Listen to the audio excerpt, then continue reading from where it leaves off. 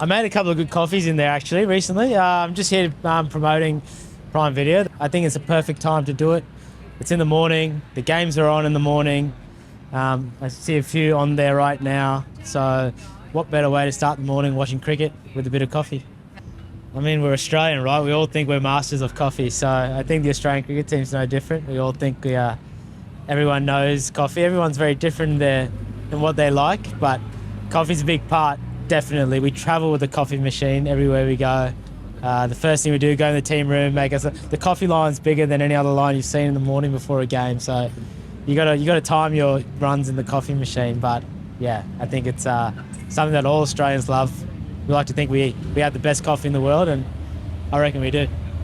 I mean, first of all, I think it's great for the game. I think T20 cricket's opened up such an avenue for different countries around the world to play the game, and I don't think that would have existed without T20 cricket.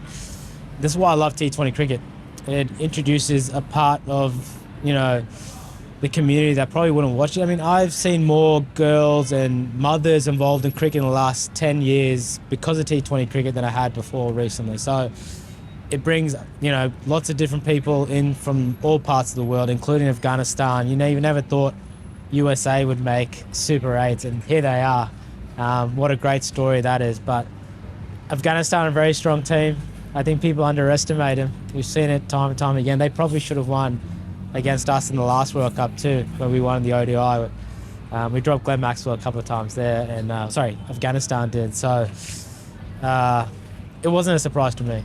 I mean, it's a big game for us. I think Afghanistan still lose against Bangladesh. We're still a chance, but you don't want to leave things to fate. We need to beat India. They're the best team in the world, pretty much. It's us. We're the top two teams in the world. Let's put it this way, 1v2.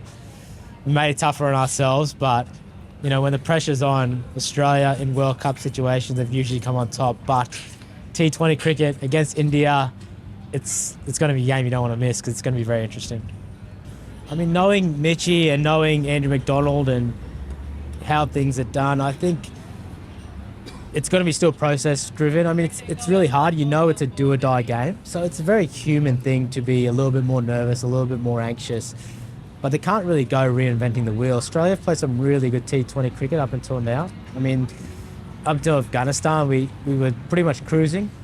But that's the beauty of T20 cricket. It takes one player to win your game. That's all it takes. And it can be both when you play against India, they have plenty of players who can win games, and we have plenty of players who can win games too. So I think for Australia, it's still about forgetting about what that happened against Afghanistan and then just moving on. This is a brand new game. 100%. It takes one good catch. I've seen it time and time again. It takes one good fielding effort in the field, and the whole momentum of the game changes. It was similar to Australia in the World Cup, the last World Cup we won. We started off that World Cup and we dropped a few easy catches. Things weren't going our way.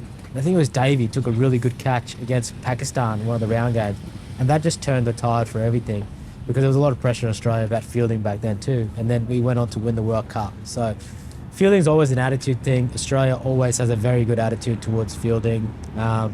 Sometimes you just drop catches. It's cricket. It's a tough game. I mean, I got along with Steve Smith really well. I'm good mates with him. I've known him since we were 14 years old. So no issue with me opening. I've always enjoyed batting with Steve Smith.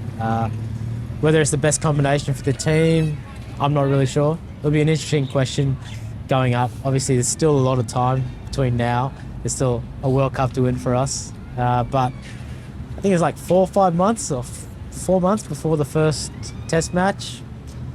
I mean, it'd be silly not to have the conversations of what our best six looks like in terms of what order, but obviously I'm not really involved in those conversations. So, I mean, I can have my opinion, but at the end of the day, whatever happens, it'll be whatever's best for the team, which has always been the case.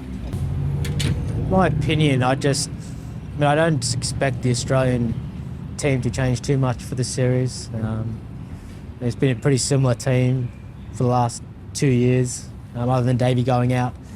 The top six is pretty settled at the moment. The bowlers are pretty settled at the moment. It'll just be about, in terms of what the selectors and the coach and the captain think, the best makeup of the team is, which is always the case. Every game we play, the conversation's had. Who do we pick? Do we need this bowler? Do we need, the batsmen usually stay the same. The conversation is always there. What's the best team for this venue. It normally doesn't change too much in Australia because I think everyone knows how to play in all the different conditions, but it's always a part of the game that everyone will talk about. I honestly just think it's just luck sometimes. Like, Paddy's the best bowler in the world, don't get me wrong. It's not luck that he's the best bowler in the world. But he said it himself, he's played 100 games and never taken a hat-trick, and then he gets 2 in 2 games. It's just what happens sometimes. I think T20 cricket, there's a lot more hat-tricks in T20 cricket than any other format because people are, all they're worried about batsmen are just score runs as quickly as they can. Particularly if you're bowling at the end, you either get smashed or you get lots of wickets. So, yeah, it's very odd to see 2 in a row though. I mean, I'd love to see Australia there. I'm going to say Australia because I'm biased. Australia, India, England, obviously. I think South Africa's always looked strong too, but I think I'm worried about England more than anyone. I think the way they started the tournament, struggled a little bit, almost out. I've seen this play before. Australia did this 2 World Cups ago and we won. I saw Pakistan do it in the last T20 World Cup. They should have been out. They somehow snuck in and they made the finals. So I'm worried about England. They just had to reduce the run rate? Was that in the end, they had to lose. They would have had to lose. They had to lose. It's a tough one. No, I don't think it's hard as a competitor. It's hard for me to ever lose a game. So no, I think that's very tough to do. I think a lot of the time that does help. It's not but Australian cricket teams shown in the past that that's not the only way to win. I think in 2007 we didn't lose a game, the ODI World Cup, and it just absolutely demolished every team there. And I can't remember. I'm pretty sure we didn't, but no, there's no set guarantees. I mean, with the Scotland and English scenario, I think at the end of the day, as much as there's gameship involved and you probably wouldn't want to face England in the next round, there's a part of your competitive spirit that still wants to play the best teams in the world and win the competition playing the best team in the world. I know at the same time the boys would have been just like, let's just play the game. If we have to beat England again, we have to beat England again. And I know that's the mindset they would have had. I mean, Marnus is pretty good. I'll give him that. I don't like to say Marnus is good at anything because he's got a pretty big ego. But I feel like I'm second. I've said to Marnus, I'm like, I'm second, aren't I? Give me second. He's like, yeah, I'll give you second. So I'll take second.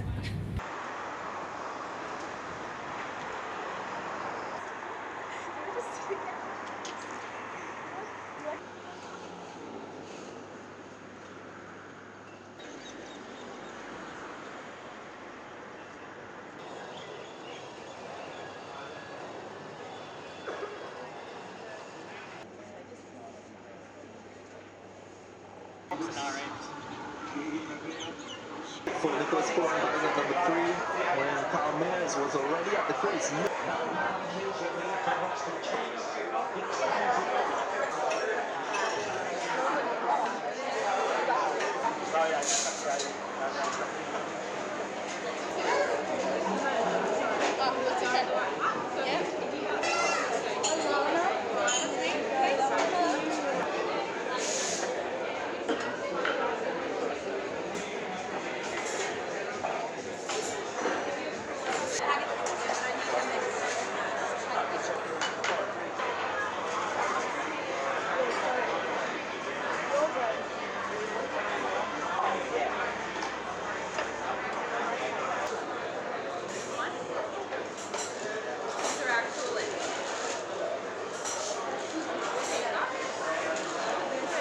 As possible.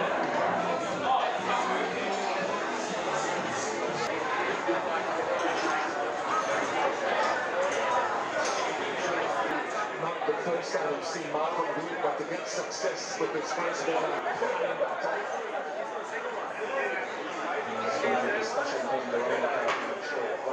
Search HSBC Everyday Global Account. Adult please. And espresso.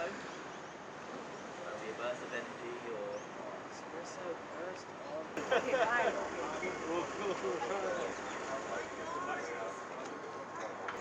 Try a few different angles.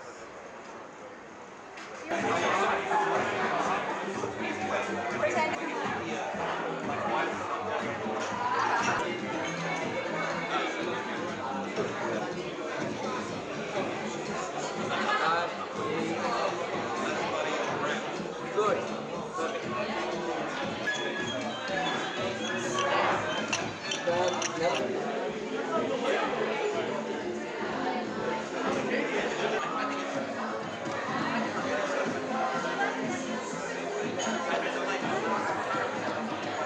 There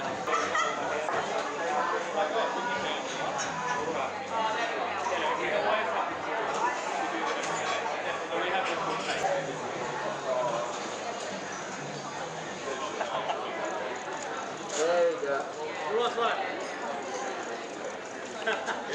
That's good. I just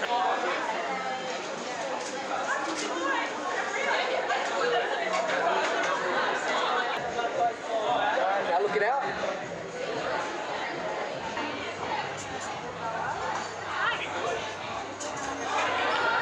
Get as close as the surface. That's right. That's not bad. I can do better though. Who wants that dodgy one? Give me one more crack.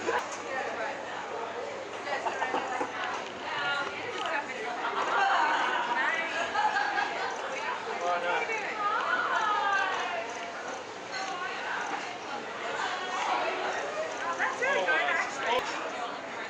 There you go. Done.